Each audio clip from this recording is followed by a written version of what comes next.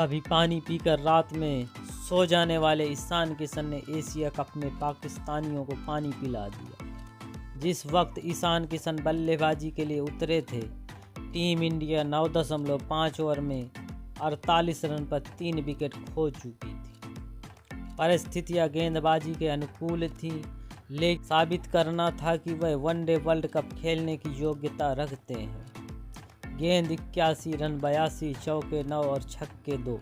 कहते हैं कि कुछ लोग दबाव में टूटकर बिखर जाते हैं और सूरमा लड़कर निखर जाते हैं। ईशान किशन इस कहावत को अपने बल्ले के दम पर सही साबित कर दिया। पाकिस्तान के खिलाफ हार्दिक पांड्या के साथ मिलकर 138 रनों की साझेदारी बना दी।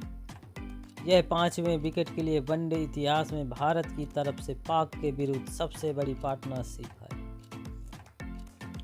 ऋषभ पंत की चोट के बाद मध्य क्रम में एक लेफ्ट हैंडर बल्लेबाज की कमी बड़ी ही खल रही थी।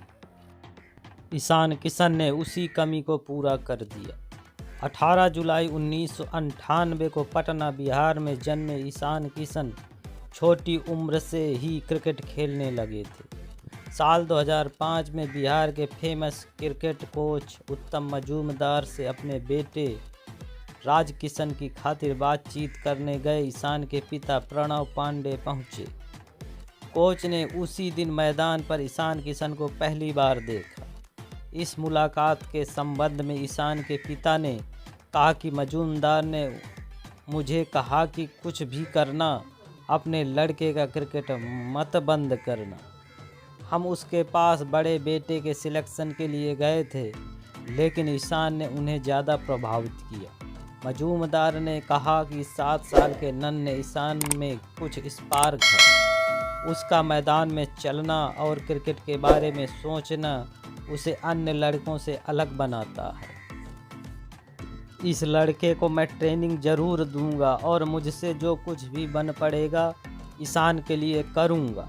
ईशान किशन के भीतर क्रिकेट की फील्ड में कुछ बड़ा हासिल करने की योग्यता है। बिहार क्रिकेट बोर्ड को बीसीसीआई की तरफ से मान्यता नहीं मिली थी। दूर दूर तक इसकी कोई संभावना भी नज़र नहीं आ रही थी। ईशान किशन का क्रिकेटिंग करियर आगे नहीं बढ़ता अगर वे पटना में रहते।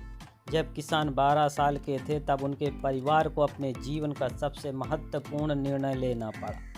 किशन के पिता ने कहा, वह उस समय छोटा था। उसके कोच और अन्य लोगों ने कहा कि अगर उसे बड़े स्तर पर क्रिकेट खेलना है तो रांची शिफ्ट होना पड़ेगा। ईशान की मां परेशान थी, लेकिन काफ़ी चर्चा के बाद हमने उसे पड़ोसी राज्य में भेजने का फैसला किया। मन में कुछ डर था, लेकिन ईशान रांची जाने की जिद पर अड़ा रहा। नन्हे ईशान किशन को यकीन था कि अगर मुझे प्लेटफॉर्म मिलेगा तो मैं बड़ा करके दिखाऊंगा। ईशान किशन ने क्रिकेट की खातिर परिवार से दूर रहना स्वीकार कर लिया। झारखंड पहुंचते ही ईशान किशन के बल्ले की गूंज सुनाई देने लगी। ईशान किशन को रांची जिला क्रिकेट टूर्नामेंट में सेल यानी स्टील अथॉरिटी ऑफ इंडिया के लिए चुना गया। सेल ने उन्हें एक कमरे का क्वार्टर दिया जिसमें 4 अन्य सीनियर्स भी रहते थे।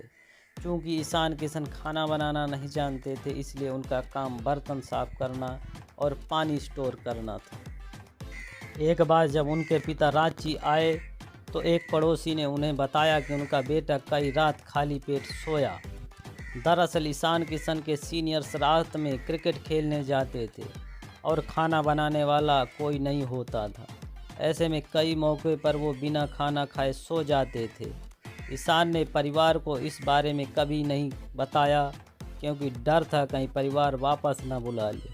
ऐसा 2 साल तक चलता रहा। जब परिवार वाले फ़ोन करते तो ईशान झूठ बोल देते थे कि उन्होंने रात में खाना खाया है।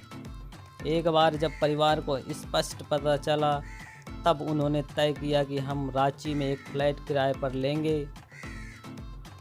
ईशान किशन की मां सुचित्रा बेटे के साथ झारखंड शिफ्ट हो गई।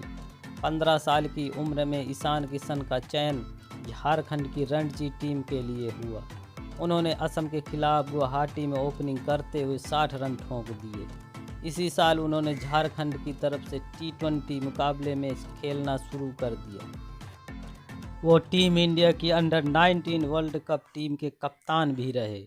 ईशान किशन को बिहार छोड़ने का अफसोस तो था, लेकिन वह जानते थे कि अगर उड़ान ऊंची भरनी है तो थोड़ी तकलीफ उठानी पड़ेगी। ईशान के पिता को झारखंड में भी भरोसा दिलाया गया कि ईशान में वह एक्स फैक्टर मौजूद है जो उन्हें हिंदुस्तान का नामी गिरामी बल्लेबाज बना सकता है।